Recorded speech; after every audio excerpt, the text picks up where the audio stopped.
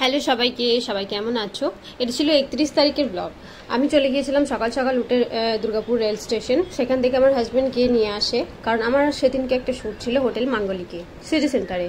তো হাজব্যান্ডের স্কুটি করে আমি চলে গিয়েছিলাম সিটি সেন্টার অবধি। তারপর হাজব্যান্ডের সাথে চা খেয়ে আমি আমার ডেস্টিনেশনে পৌঁছাই।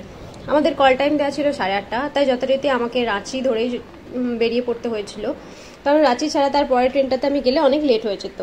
তো তারপর হাজব্যান্ডের সাথে চাটা খেয়ে একটু গল্প সল্প মেরে তারপর আমি ঢুকে পড়ি হোটেল মাঙ্গলিকে, যেখানে গিয়ে আমি দেখতে পাই কেউ আসেনি, কারণ যেহেতু আমার কল টাইম 8:30 দেওয়া ছিল সেই জন্য। তারপর আমাদেরকে রেডি ফেডি করে বসে দেওয়া হয়েছিল, কারণ সেদিনকের মডেল ছিল অঙ্কিতা আর আমি। অঙ্কিতার ওপর এয়ারব্রাশ মেকআপ হওয়ার কথা ছিল, আর আমার ওপর ভিটিলিগো স্কিনের কারেকশন মেকআপ, তোমরা যথারীতি জানো। তো তারপর অঙ্কিতাকে মেকআপ করতে বসিয়ে দেওয়া হয়। তারপর 8:30 থেকে 4:30 পর্যন্ত আমি ওয়েট করতে থাকি, কারণ আমার মেকআপ ছিল 4:30 পরে।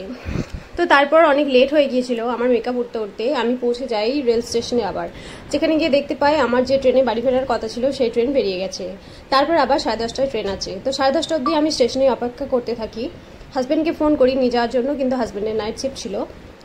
তারপর ওর বন্ধুকে বলে দেয় আমাকে নিয়ে আসার জন্য। তারপর ওর গাড়িতে করে আমি বাড়ি ফিরি। আজকের ব্লগটা এখানে অবধি, টাটা।